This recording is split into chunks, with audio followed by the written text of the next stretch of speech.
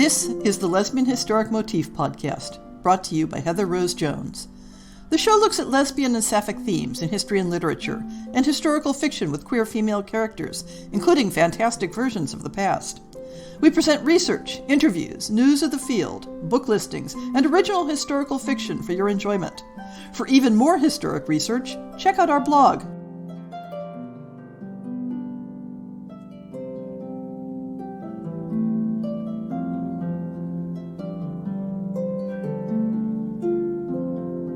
So, not so funny story. Last Sunday morning I was setting up my equipment to record this podcast. Went to make my first cup of coffee of the day and instead found myself phoning for an ambulance when I couldn't catch my breath. One pulmonary embolism and 3 days in the hospital later, I'm back on track and getting this recorded. Just a reminder that we never know what's coming around the bend at us. I hope for all of you that you can listen to what your bodies tell you and you have the resources to act on those messages and get the care you need. I'm fine for now, but I confess it was a bit scary there for a little while. In searching out upcoming Sapphic books to include in the On the Shelf show, I often notice interesting patterns and themes. Lately I've been seeing a lot of historical fantasies set across Asia, either using historic cultures or fantastic versions of them. And it's particularly exciting that these books are being written by authors with roots in the cultures they're writing about. What's curious is the difficulty I have in finding purely historical FF stories in Asian settings, at least ones focusing on local characters, and especially own voices stories with those settings.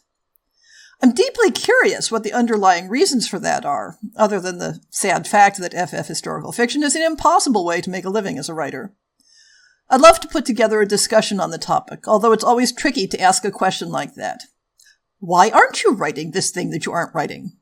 I mean, how can you answer that? Every author is not writing many more themes than they do tackle. But in pondering the question, and in celebration of some really exciting books, both already published and upcoming in the next half year, I wanted to do a short focus on some historical fantasies by authors from various Asian cultures who have stories revolving around queer women, or in some cases characters who will resonate with readers looking for queer women. This list is going to be roughly chronological by publication date. First up is The True Queen by Zen Cho, who was a guest on the podcast to talk about this book. The True Queen is a loose sequel to Cho's earlier novel, Sorcerer to the Crown, and continues to tie together a fantastic Regency-era England with dragons and magical ties to fairy, including connections with magical figures in the region of Janda Baik in Malaysia. Here's the description. When sisters, Muna and Sakti, wake up on the peaceful beach of the island of Janda Baik, they can't remember anything, except that they are bound as only sisters can be. They have been cursed by an unknown enchanter, and slowly Sakti starts to fade away. The only hope of saving her is to go to distant Britain, where the Sorceress Royal has established an academy to train women in magic. If Muna is to save her sister, she must learn to navigate high society and trick the English magicians into believing she is a magical prodigy. As she's drawn into their intrigues, she must uncover the secrets of her past and journey into a world with more magic than she had ever dreamed.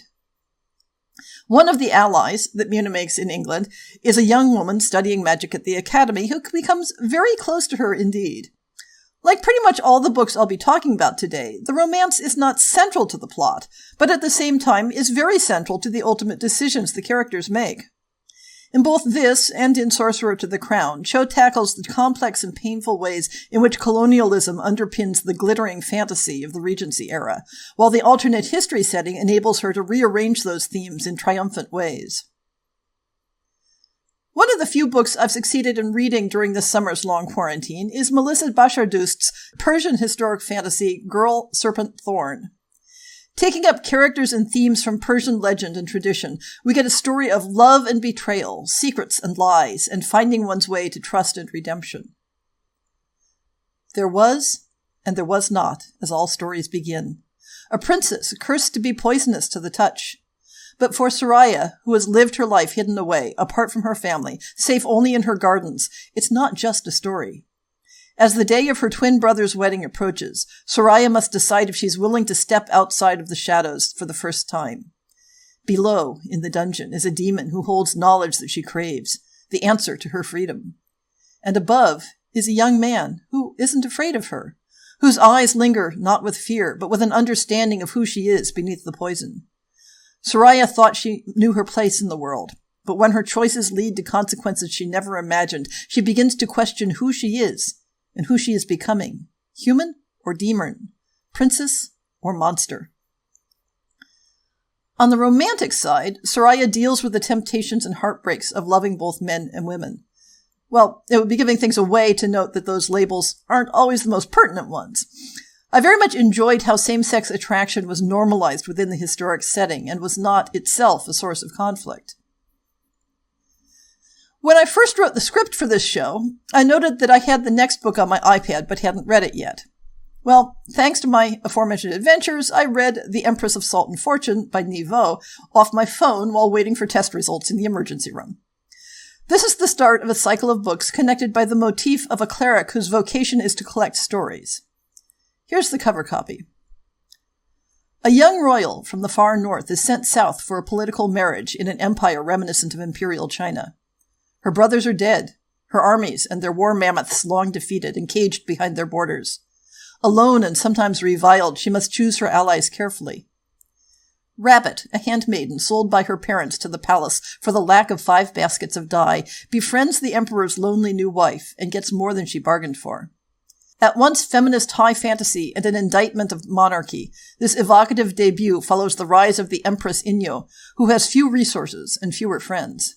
She's a northern daughter in a mage-made summer and exile, but she will bend history to her will and bring down her enemies piece by piece.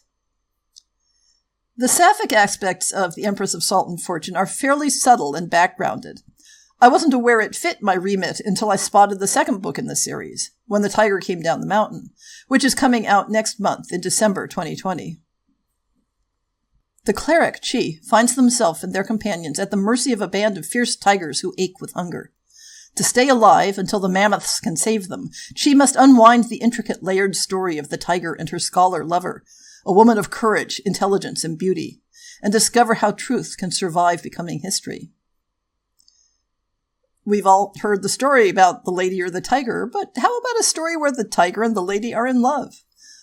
Both of these books are novellas and can be read independently, so if you're looking for something bite-sized to tackle, give them a try.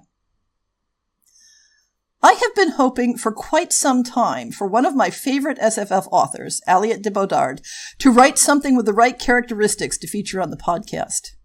Her impressive Dominion of the Fallen series is very queer, but feels a bit too removed from our world's history for the show. And her Beauty and the Beast retelling, In the Vanisher's Palace, isn't really set in our world either. But in February 2021, she's coming out with yet another Vietnamese-rooted fantasy that feels right for the podcast, Fireheart Tiger. Here's the cover copy. Fire burns bright and has a long memory. Quiet, thoughtful Princess Tan was sent away as a hostage to the powerful, faraway country of Efteria as a child. Now she's returned to her mother's imperial court, haunted not only by memories of her first romance, but by worrying magical echoes of a fire that devastated Efteria's royal palace. Than's new role as a diplomat places her once again in the path of her first love, the powerful and magnetic Eldris of Efteria, who knows exactly what she wants. Romance from Than, and much more from Than's home. Eldris won't take no for an answer on either front, but the fire that burned down one palace is tempting Than with the possibility of making her own dangerous decisions. Can Than find freedom to shape her country's fate and her own? Many of the books featured in this show are set in a land clearly based on a historic culture in Asia, but removed from reality just enough to give room for play. A mythic version of India is the setting for Tasha Suri's The Jasmine Throne, scheduled to come out in June 2021. Here's the description. Exiled by her despotic brother when he claimed their father's kingdom, Malini spends her days trapped in the Harana, an ancient cliffside temple that was once the source of the magical deathless waters, but is now little more than a decaying ruin. A servant in the regent's household, Priya makes the treacherous climb to the Harana every night to clean Malini's chambers. She is happy to play the role of a drudge so long as it keeps anyone from discovering her ties to the temple and the dark secret of her past. One is a vengeful princess seeking to steal a throne. The other is a powerful priestess seeking to find her family. Their destinies and their hearts will become irrevocably tangled, and together they will set an empire ablaze. I always try to be careful and precise about character identities when the information is available. It would be misrepresentative to say that there is Sapphic representation in Shelley Parker Chan's She Who Became the Sun, coming out in July 2021. There is a character described in the cover copy as a girl who takes on her brother's identity and who is involved at some point with a female character. But the information I can find from the author indicates that the protagonist is intended to be male-identified. So put this in the category of books that I think will appeal to fans of the podcast, but where the story cannot necessarily be described as Sapphic. Here's the cover copy. In a famine-stricken village on a dusty yellow plain, 2 children are given 2 fates. A boy, greatness. A girl, nothingness. In 1345, China lies under harsh Mongol rule. For the starving peasants of the Central Plains, greatness is something found only in stories. When the Zhu family's 8th-born son, Zhu Chengba, is given a fate of greatness, everyone is mystified as to how it will come to pass. The fate of nothingness received by the family's clever and capable second daughter, on the other hand, is only as expected. When a bandit attack orphans the 2 children, though, it is Zhu Chengba who succumbs to despair and dies. Desperate to escape her own fated death, the girl uses her brother's identity to enter a monastery as a young male novice. There, propelled by her burning desire to survive, Zhu learns she is capable of doing whatever it takes, no matter how callous, to stay hidden from her fate. After her sanctuary is destroyed for supporting the rebellion against Mongol rule, Zhu uses the chance to claim another future altogether, her brother's abandoned greatness. Why are we getting so many fascinating historic fantasies set across the face of Asia? Why do so many of them feature queer characters? And where are the similar own voices stories being set in the historic past? It's hard to analyze a trend when you're in the middle of it, so maybe we should just relax and enjoy the books.